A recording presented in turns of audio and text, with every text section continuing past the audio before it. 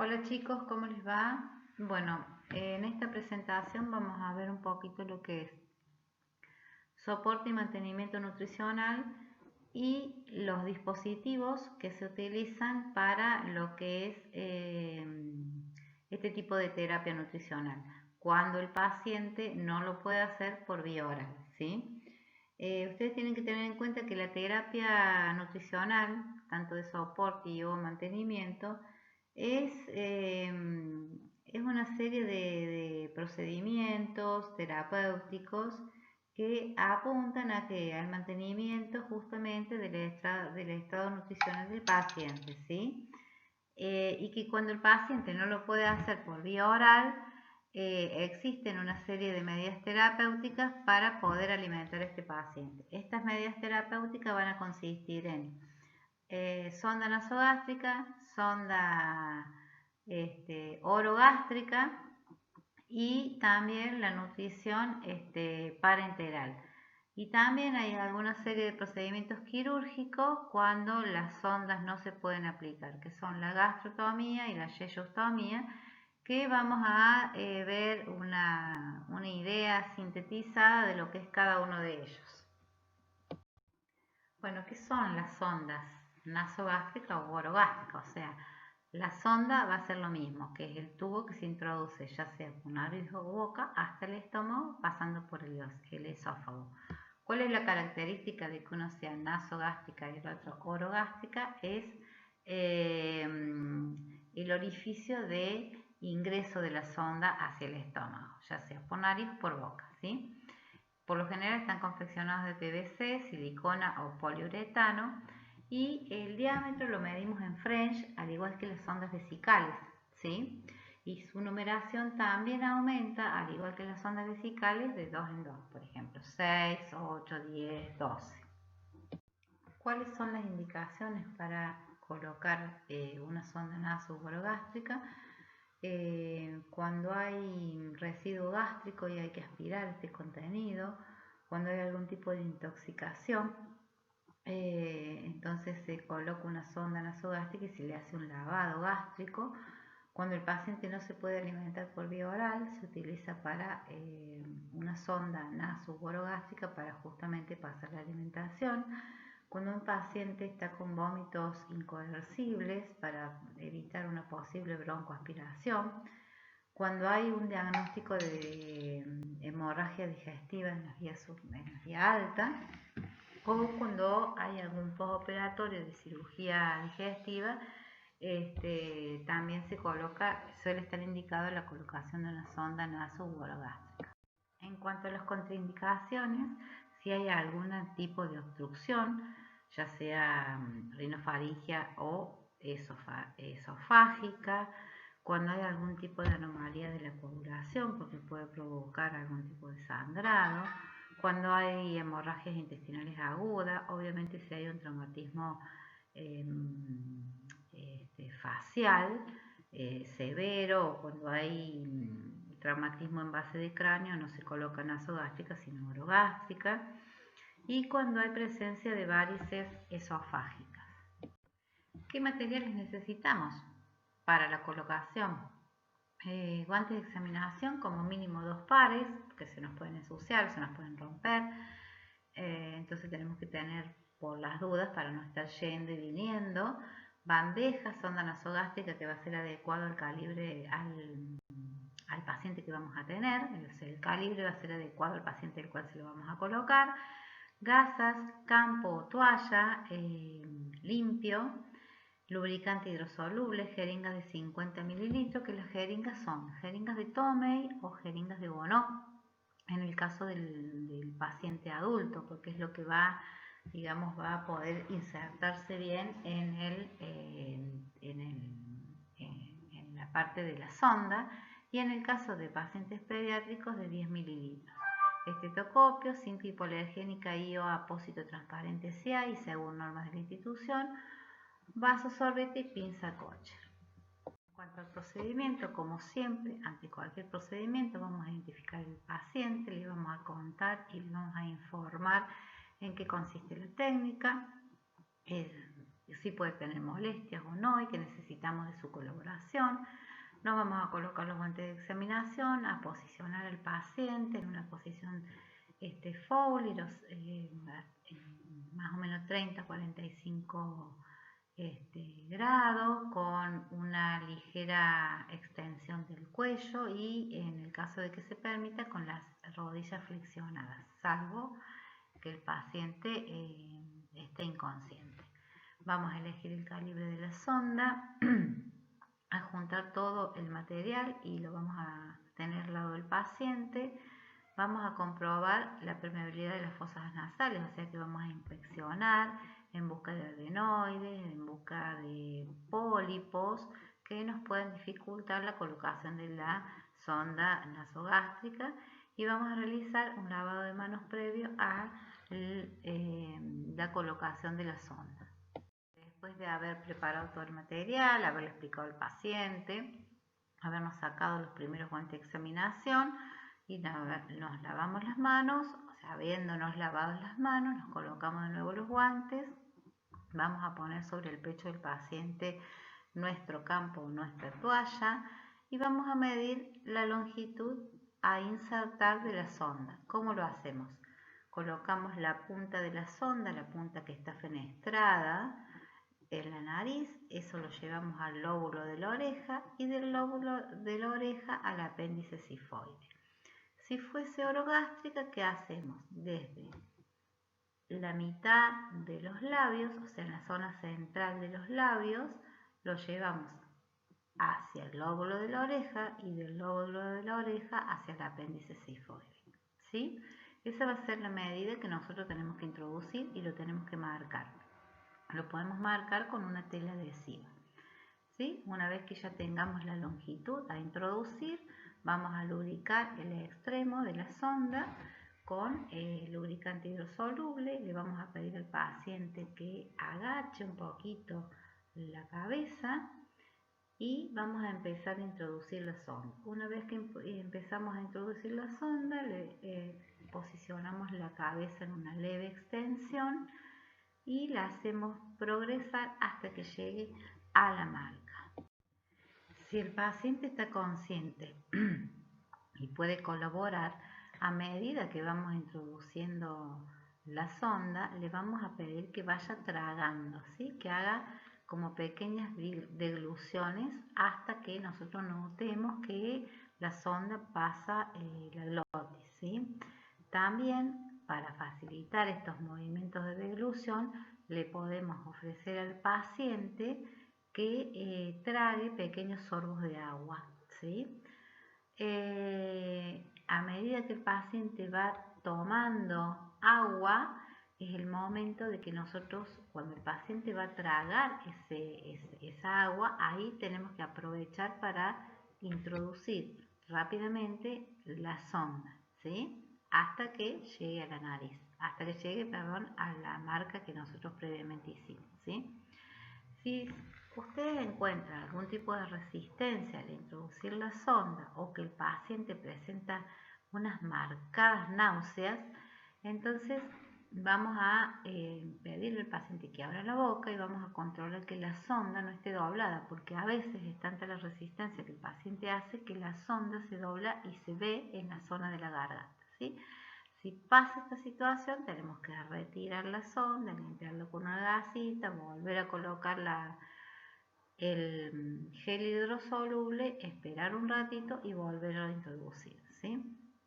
Si ya la pusimos, no tuvimos problema, vamos a comprobar si la sonda esta está en estómago, y para ello podemos o aspirar el contenido gástrico con una jeringa, o bien con una jeringa vamos a poner unos 20 mililitros de aire, vamos a ponerlos en el estetoscopio y lo vamos a colocar en el epigacho.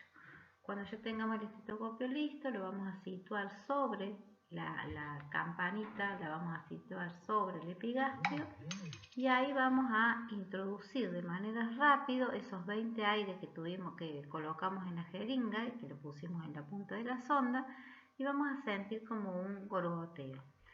Entonces quiere decir que está en estómago. Pero el método más seguro para cerciorarnos de que está en estómago es una radiografía. Una vez que ya hayamos colocado la sonda y que comprobemos que realmente está en estómago, vamos a proceder a fijar la misma. En el paciente adulto por lo general se fija a la nariz con una tela adhesiva, tela hipoalergénica para producir una menor irritación a nivel de la piel. Y en los niños, en el caso de contar y de acuerdo a los protocolos de la institución, es conveniente fijarla con un apósito transparente en la mejilla del niño. Y vamos a comprobar y vamos a revisar la indicación médica y en base a eso vamos a proceder a ubicar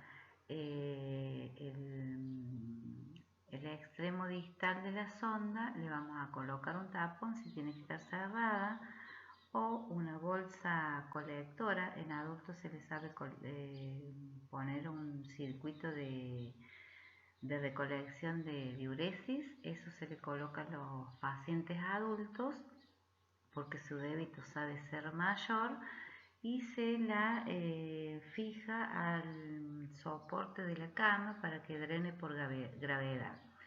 Y si en cambio tiene indicado colocar una sonda aspirativa, vienen los equipos de sachet aspirativos que suelen ser corrugados y se le colocan en el extremo distal de la sonda.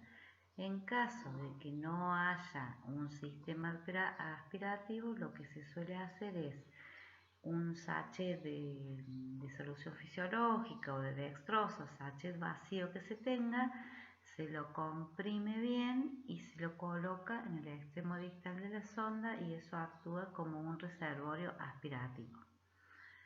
Hay que rotular la sonda en el momento que se coloca con fecha y con hora. Esto nos va a servir de parámetro para saber, de acuerdo a las normas de la institución, cuándo hay que ser removida esta sonda, o sea, cuándo hay que cambiarla. Una vez que hayamos hecho todo eso, nos vamos a retirar los guantes y nos vamos a lavar las manos. Y luego a proceder a evolucionar al paciente y dejar registrado en la hoja de enfermería todo el procedimiento.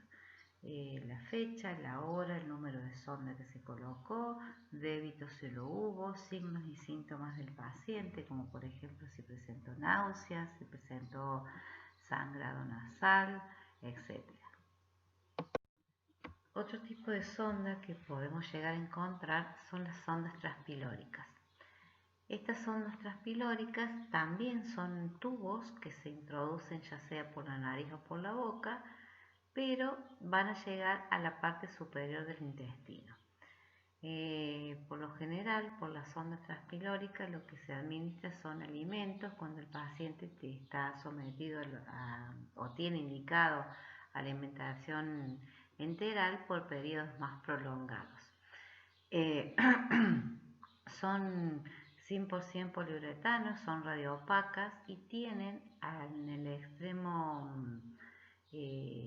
final, donde tienen las fenestras, la sonda, un lastre, o sea, un peso que es de tungsteno. Dentro del diámetro de la sonda poseen un mandril que es semirrígido y tiene marcas numéricas cada 10 centímetros.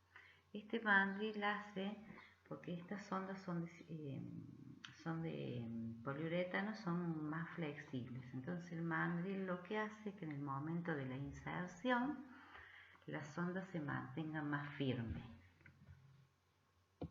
En cuanto a la colocación de la sonda transpilórica, es un tema a veces discutido si no está bien protocolizado en las instituciones de salud, porque el momento de colocar una sonda transpilórica se suelen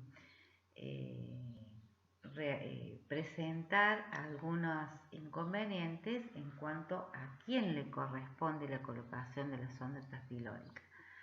Está delimitado y bien especificado en lo que es la función de enfermería que le corresponde al enfermero. Pero en algunas instituciones de salud esta técnica la realizan los médicos o los nutricionistas. Por eso es importante que se revise el protocolo antes de una colocación de sonda transpilórica para ver quién es el que está autorizado para colocar la sonda transpilórica. Pero es una técnica de enfermería. Bueno, con respecto a la técnica, se tiene que realizar y seguir las instrucciones de la colocación de la sonda nasogástrica u orogástrica. Pero le vamos a agregar una segunda marca. Esta segunda marca va a estar dada entre el apéndice, cuando se toma la marca, hasta el apéndice cifoide. De allí vamos a sumarle los centímetros que vamos a medir hasta el ángulo costal inferior derecho, ¿sí? O sea que vamos a colocar dos marcas en esta sonda. Una, cuando medimos de la punta de la nariz al lóbulo de la oreja y el lóbulo de la oreja al apéndice cifoide, ahí va a ser una marca. Y la segunda marca desde el apéndice cifoide, como ya les dije, hasta el ángulo costal inferior derecho, ¿sí? O sea que esa va a ser la longitud que va a tener que penetrar la sonda transpilórica. Vamos a proceder a la introducción de la sonda nasogástrica u orogástrica, como ya lo vimos. Y una vez que la sonda llegó a la primer marca, o sea, llegó hasta el apéndice cifoide, vamos a lateralizar al paciente colocándolo en decúbito derecho y vamos a hacer avanzar la sonda hasta la segunda marca y se procede a la fijación de la misma. Sí o sí, esta sonda tiene que ser controlada por rayos X y se va a ver bien porque la punta del lastre, que es de tungsteno, sale bien identificada en la placa radiográfica. Bueno, para que ustedes tengan en cuenta, al colocar una sonda nasogástrica, si encuentran algún tipo de resistencia, tienen que comprobar que la sonda no se encuentre doblada, que es muy común que pase cuando estemos realizando la técnica. Se suele doblar en el nivel de la garganta, entonces tenemos que controlar que no haya hecho un rulo a nivel de la garganta. Si esto ocurre, obviamente, como ya lo dijimos, hay que sacarla, limpiarla, esperar un ratito y volver a introducirla. También si el paciente tose y creemos que hemos colocado en la vía respiratoria esta sonda, hay que retirarla y obviamente esperar un ratito y volver a colocarla. También puede estar presente, se puede dar cuando colocamos una sonda y va a vía respiratoria, que el paciente empiece a disminuir su frecuencia respiratoria, puede producirse un cambio de color, una pequeña cianosis, y hay que retirarla inmediatamente.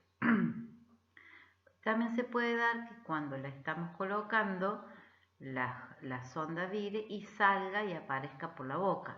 O sea, son todas posibilidades que se pueden dar, que ante estas posibilidades nosotros tenemos que proceder a retirar la sonda, esperar un ratito y volverla a colocar.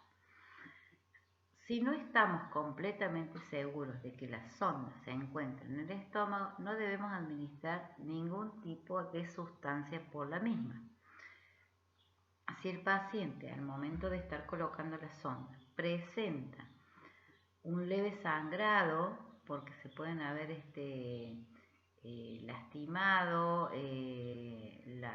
los pequeños capilares que se encuentran a nivel de la nariz, hay que retirarla, esperar unos minutos e intentar de nuevo en la otra fosa nasal. Si esta situación se sigue presentando en la otra fosa nasal o el sangrado es más abundante, hay que retirar la sonda e informarlo inmediatamente al médico. Si la sonda tiene una guía metálica, que por lo general las únicas sondas, por lo menos dada mi experiencia, que tienen una guía metálica son las transpilóricas, Una vez que se ha terminado de realizar la técnica de colocación, esta guía hay que retirarla con mucho cuidado. Cuando tenemos indicado retirar la sonda nasogástrica u orogástrica o la transpilórica, vamos a identificar al paciente y le vamos a informar en qué consiste este procedimiento que le vamos a realizar, explicándole que puede llegar a sentir una leve molestia, pero que no es doloroso. Nos vamos a lavar las manos, nos vamos a poner los guantes de examinación, posicionar al paciente a 30-45 grados. Vamos a colocar sobre el pecho del paciente un campo o una toalla, esto es para no ensuciar con las posibles secreciones que traiga el arrastre del retiro de la sonda al paciente, o sea, para no ensuciarlo al paciente, vamos a colocar el campo o la toalla. Vamos a pinzar la sonda con la pinza Kocher, sobre todo en pacientes adultos, en el pediátrico no suele hacerse. Y primero vamos a despegar la cinta de fijación o el apósito que el paciente pueda llegar a tener, que le ha servido de sujeción de la sonda. Le vamos a pedir al paciente que se relaje, diciéndole que no le va a doler, que va a sentir una molestia y que cuando nosotros le digamos tiene que inspirar profundamente y exhalar más suave. Vamos a tomar la sonda con una mano, en la otra vamos a tener una gasa para poder sujetar la punta por cualquier tipo de secreción que pueda traer la sonda al retirar la misma. Vamos a hacer un movimiento rápido y progresivo cuando retiremos la sonda. Una vez que ya la hayamos retirado, vamos a limpiar la nariz o la boca del paciente con una gasa. Vamos a descartar el material en un recipiente con bolsa roja. Nos vamos a retirar los guantes de examinación y nos vamos a lavar las manos. Obviamente, como toda técnica, tenemos que dejarla registrada en la evolución de enfermería, detallando la hora, la fecha y si ha habido débito. Eso tiene que quedar todo registrado. En cuanto a los cuidados de la sonda nasogástrica o transpilórica, siempre deben controlar la fecha de colocación. De esta manera van a poder ustedes saber cuándo hay que realizar el cambio de la sonda según el protocolo de la institución. También es importante que cuando ustedes participan en la revista de sala estén atentos a la evolución del paciente, porque si es un paciente en el cual se puede llegar a empezar a probar lo que es la alimentación vía oral o la medicación vía oral que el paciente va a tolerar, antes de retirar la sonda y colocarle una nueva, con la agresión que esto le va a producir el paciente, hay que consultarlo. ¿Por qué les digo esto? Porque a lo mejor ustedes sacan la sonda hoy y el paciente mañana comienza a probar tolerancia con una dieta líquida y por un día nosotros vamos a estar dándole al paciente una mayor agresión, sacándole la sonda hoy y mañana sacándosela, cambiándosela porque corresponde con la fecha y mañana se la vamos a tener que retirar. Por eso es importante que ustedes participen como profesionales en lo que son las revistas de salas con todo el equipo de salud. También hay que controlar una vez por turno la posición de la sonda, que la marca que nosotros o nuestro compañero haya realizado al momento de la colocación de la sonda, que esta marca se encuentre en su posición, ¿sí? Y no olvidarnos de que se la puede controlar con el estetoscopio, o bien si el paciente se le ha realizado una radiografía, nosotros como profesionales tenemos que mirar esa radiografía y controlar la posición de la sonda. Vamos a lavar una vez por turno la sonda, y si el paciente tiene alimentación enteral, en cada cambio de sachet vamos a lavar la sonda. Al igual que al pasarle medicación, tenemos que lavarla antes y después de pasar la medicación. Es importante que no mezclen ningún tipo de medicamento en la nutrición enteral, ¿sí? Al paciente tiene que estar en una posición de 30 a 45 grados, y lo que también es importante que después que ustedes pasen una medicación, si el paciente tiene la sonda nasogástrica u orogástrica o transpilórica, pasen la medicación, laven y cierren esta sonda. O al igual que si el paciente está con alimentación enteral por frecuencia horaria, al terminarse un sachet, yo tengo que lavar la sonda y cerrar la misma. También debemos cuidar de nuestro paciente la higiene de las fosas nasales y de la boca. Entonces, una vez por turno vamos con una gasita humedecida en agua destilada o agua del grifo, también puede ser, le vamos a limpiar las fosas nasales, porque a veces se suelen formar ciertas secreciones alrededor de la sonda. Y vamos a revisar la higiene bucal una vez por turno. Le podemos pedir al familiar que traiga cepillo de dientes, una pasta dental, y le realizamos la higiene al paciente. En cuanto a la fijación, hay que controlarla y rotarla.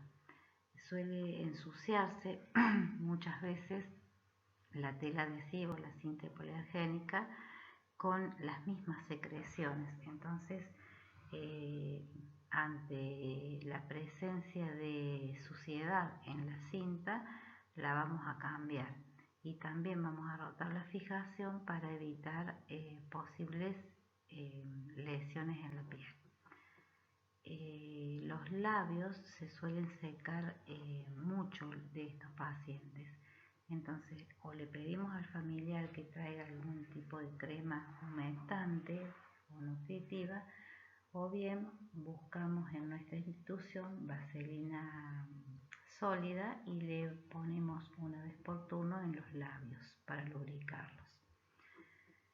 Hay que controlar la fijación de la sonda, es decir, que la sonda se encuentre en la posición en la cual hemos marcado cuando realizamos la técnica de la colocación de la sonda. Porque si nosotros vemos que la sonda está desplazada de la marca inicial, eso nos está dando un indicio de que la sonda no puede estar en estómago, sino que puede haberse desplazado, y eso es un riesgo importante, porque si se ha desplazado para la parte respiratoria, el paciente se puede broncoaspirar.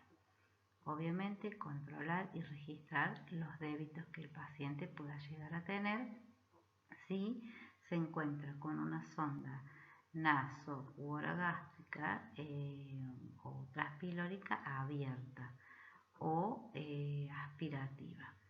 Entonces es muy importante que se registren los débitos y se coloquen también las características de los mismos.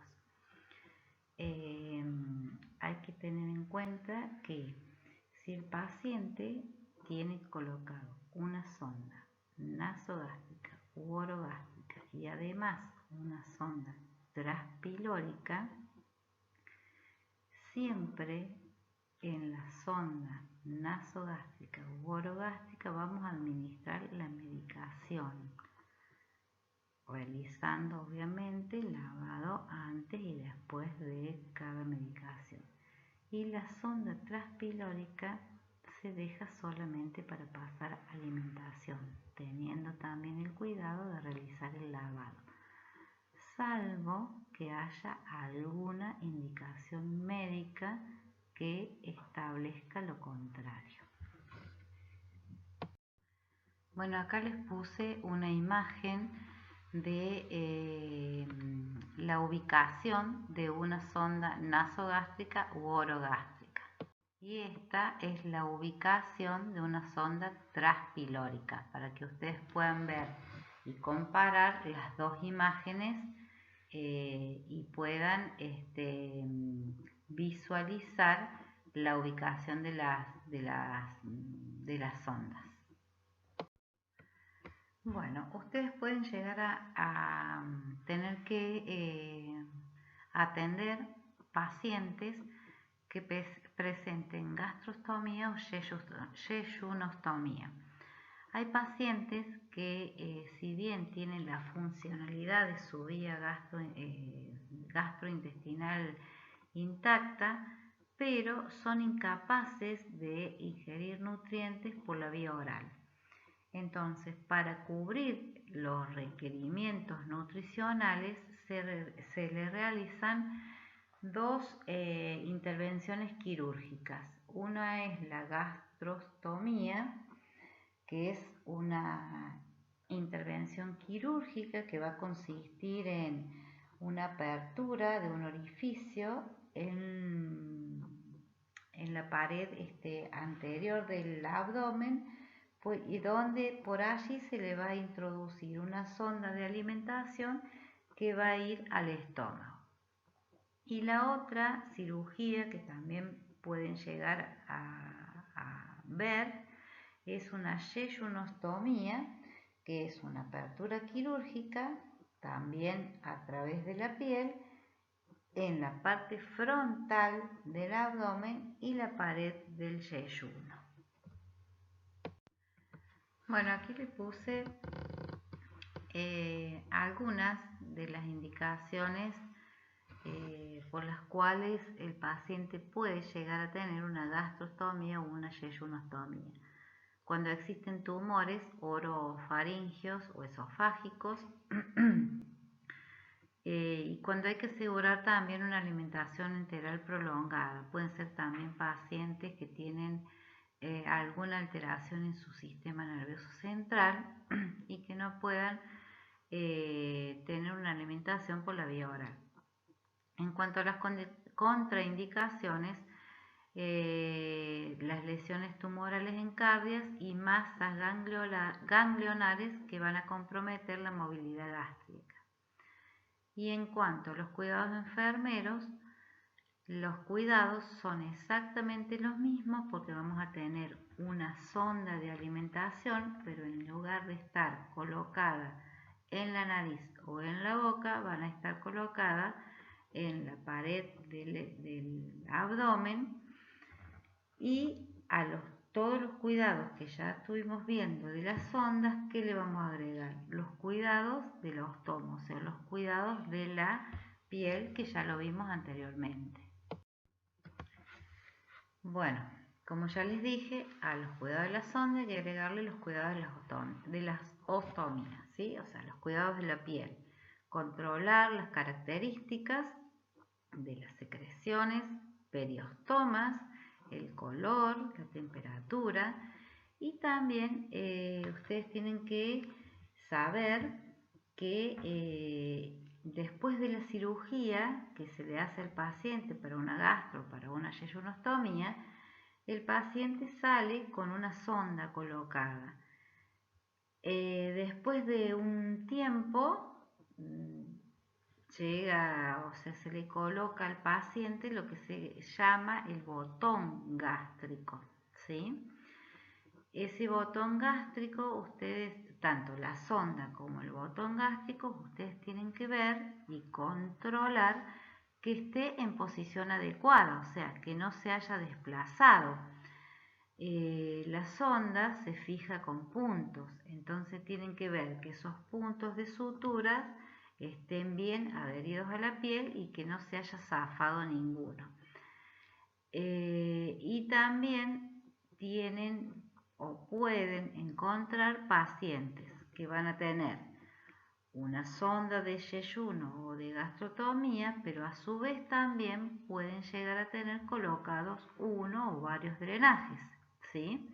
Entonces, ustedes van a tener que valorar y evaluar y realizarle el cuidado enfermero a estos pacientes, tanto de los cuidados de la sonda de gastro o de yoyonostomía, los cuidados relacionados con la ostomía y los cuidados relacionados con los drenajes que el paciente puede llegar a presentar.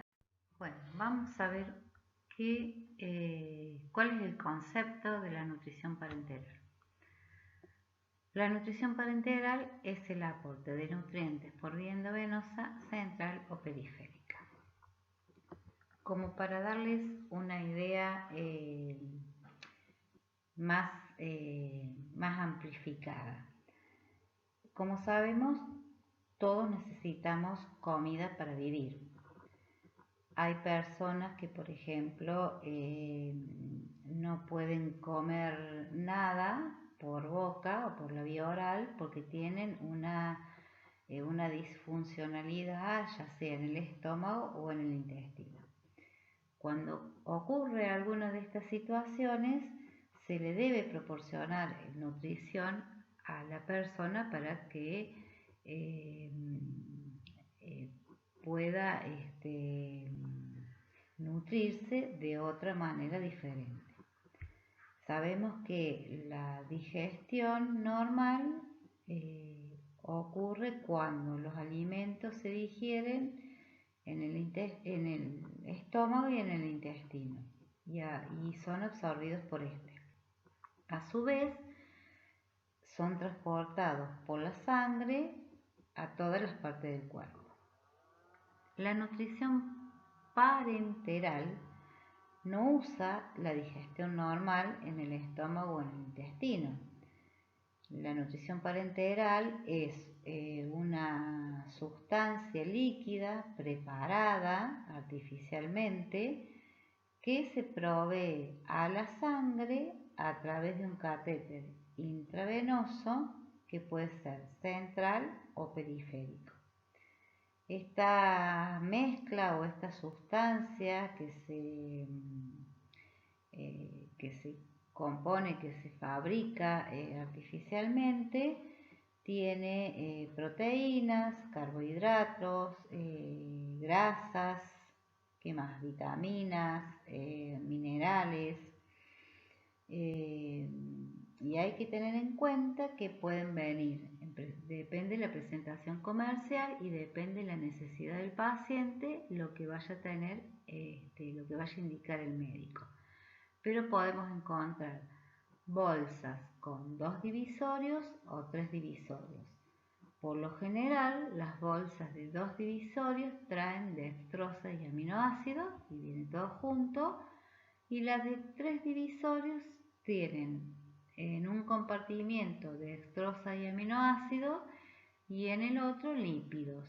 Y lo que hay que tener en cuenta cuando tenemos bolsa de 3 compartimientos, que al momento de administrarla tenemos que sacar el sellado que viene dividiendo el tercer compartimiento para que se mezclen estas 3 sustancias de manera homogénea. Es importante recordar que debemos, obviamente, antes de colocar la bolsa de nutrición parenteral, vamos a identificar el paciente, ¿no? Pero aparte vamos a leer qué osmolaridad tiene esta nutrición parenteral, porque se debe recordar que si tiene una osmolaridad superior a 700 u 800 osmoles por litros, se debe administrar sí o sí por vía endovenosa central. Si es inferior, puede ser administrado por vía endovenosa periférica. También no deben olvidarse que si tienen alguna bolsa que tiene alguna fuga, como por ejemplo puede ser, qué sé yo, una mínima pinchadura y que tiene un escape, no se debe utilizar, hay que descartarla. Debe mantener la bolsa siempre alejada de las fuentes de calor o de luz directo. No añadir ningún tipo de medicamentos a la bolsa. Recuerden que cuando tienen una vía, ya sea central o periférica, deben usar un lumen que sea exclusivo para nutrición parenteral y descartar, en el caso de que sobrara, justamente valga la redundancia, el sobrante. O sea, ¿qué quiere decir esto? Si yo, por lo general, las bolsas se colocan y duran 24 horas. O sea, se colocan para tener una frecuencia de 24 horas. Si yo a mi paciente se la coloque a las 8 de la noche y al otro día se la voy a cambiar a las 8 de la noche y tengo un sobrante, no tengo que continuar pasándole ese sobrante, sino que tengo que cambiar esa bolsa, ponerle la bolsa nueva y descartar el sobrante, porque no deben permanecer más de 24 horas la misma bolsa infundiéndole al paciente. Es importante que antes de empezar a administrar una nutrición parenteral, sobre todo cuando se va a administrar por vía central, realizar un control estricto de lo que es rayos X para controlar la ubicación del catéter, o sea que esté bien ubicado. Deben ver la etiqueta de la bolsa que corresponda al paciente al cual se la voy a administrar. Deben tener un ritmo constante, por lo general de 24 horas. Siempre se deben colocar las nutriciones parenterales en bombas de infusión para que el ritmo justamente de infusión sea exacto. Se debe cambiar la bolsa todos los días a la misma hora. Y si por alguna razón se suspende la nutrición parenteral, debe continuar con una dextrosa al 10. ¿Por qué es esto? Es importante que cuando un paciente está recibiendo nutrición parenteral se le haga un control de glucemia, porque la administración de la nutrición parenteral suele aumentar los niveles de glucemia. Entonces a veces el paciente suele presentar una hiperglucemia. Si nosotros le sacamos la nutrición parenteral y le colocamos una fisiológica,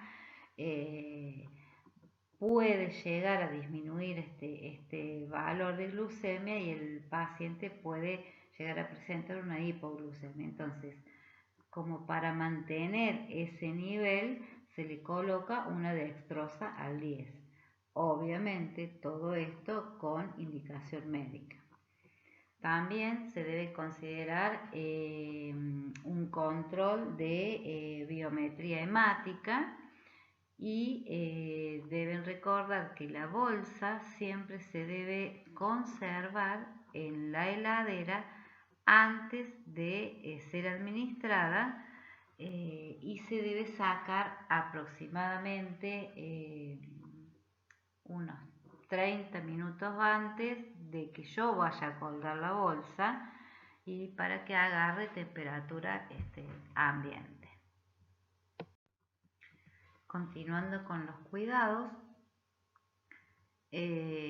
¿cómo voy a realizar la colocación de la bolsa de nutrición parenteral y el recambio de la bolsa de nutrición parenteral?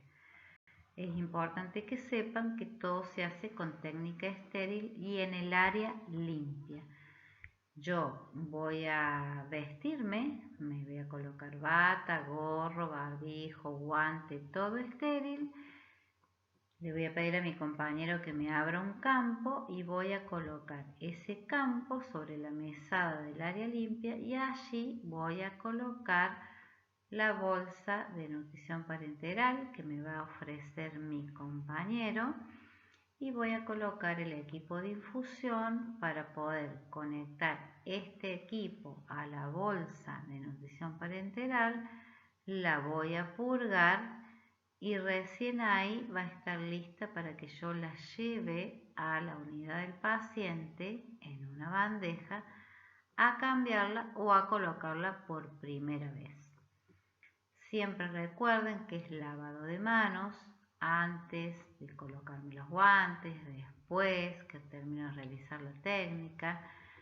También es importante que cuando vayan a cambiar una bolsa o a colocar por primera vez una bolsa, controlen el sitio de punción del catéter.